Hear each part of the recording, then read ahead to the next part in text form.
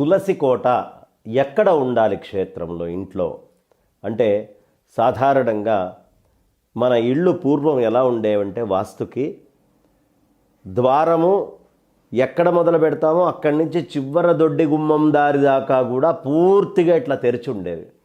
ఆ ముందర నిల్చున్నటువంటి వాడికి ముందు దృష్టి ఎక్కడ పడాలయా చివరిలో అంటే ఆ చివర ఉన్న తులసి కోట దాకా కనిపించాలి అనే సంప్రదాయం ప్రకారం మనం ఇంటిని కట్టుకుంటూ ఉండేవాళ్ళం. అసలు తులసి చెట్టు ఎక్కడ ఉన్నా విష్ణు ప్రీతికరమైనటువంటిదే. ఎక్కడ తులసి చెట్టు ఉన్నా సరే ఆ తులసి చెట్టు అనేటటువంటిది మనకి ఎప్పుడూ అవసరమైనటువంటి సిరి సంపదల్ని, ఆరోగ్యాన్ని, క్షేమాన్ని అన్నిటినీ మనకిస్తూ ఉంటుంది. అందుకనే తులసి చెట్టు విషయానికి వచ్చేటప్పటికీ యన్మూలే సర్వతీర్థాని యన్మధ్యే సర్వదేవతాః యదగ్రే సర్వవేదాశ్చ తులసీ త్వాం నమామ్యహం. అమ్మా, నీ మూలంలోనే సమస్తము ప్రపంచంలో ఉండే తీర్థాలన్నీ ఉన్నాయమ్మా. గంగా, యమున, సరస్వతి. గంగా, సింధు, సరస్వతి, యమున, గోదావరి, నర్మదా, కృష్ణ, భీమరథి, ఫల్లు, సరయు, శ్రీగండకి, గోమతి, కావేరి, కపిల, ప్రయాగ, ఇలా అన్ని రకాలైనటువంటి తీర్థాలు నీ మూలంలోనే ఉన్నాయి తల్లి అని నమస్కారం చేస్తాం.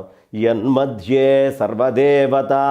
అమ్మా, దేవతలందరూ నీ మధ్య భాగంలోనే ఉన్నారమ్మా. ఈ దేవుడు ఆ దేవుడు అని ఏం లేదు, అందరూ.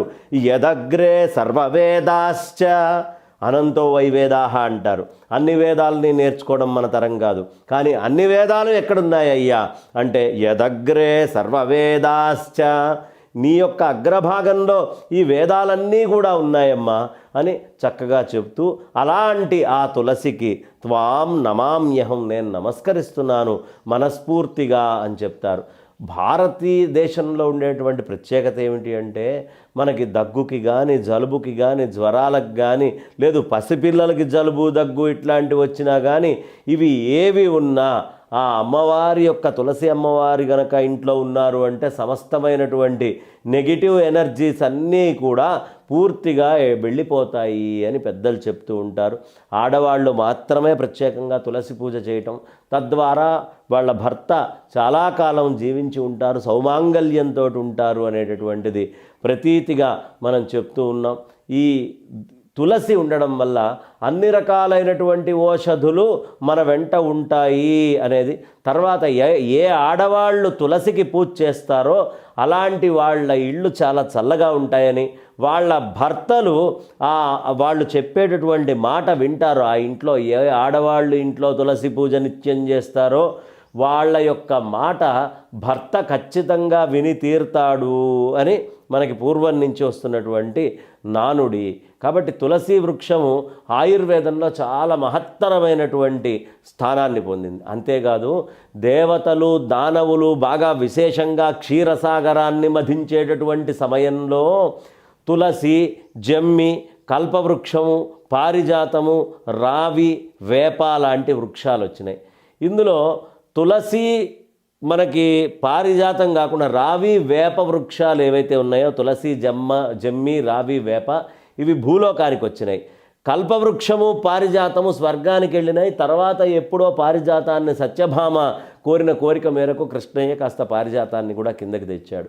కాబట్టి పారిజాతము, కల్పవృక్షము మనకి ఇక్కడ లేవు. ఈ ఉన్న వృక్షాల్లో కూడా జమ్మి వృక్షము దానంతట అది రావాలి తప్ప మనం వేయాలి అనేటటువంటి ఆలోచన చేయకూడదని చెప్తారు. ఇక వేప క్రిమి సంహారకంగా ఉంటుంది, బయటే ఉంచుకుంటారు, స్థలం ఎక్కువ ఆక్రమిస్తుందని బయటే వేస్తారు. అలాగే రావి చెట్టు కూడా, రావి చెట్టు పూలు, పండ్లు ఏమీ ఇవ్వదు సాధారణంగా మనకు అవసరమైనటువంటివి.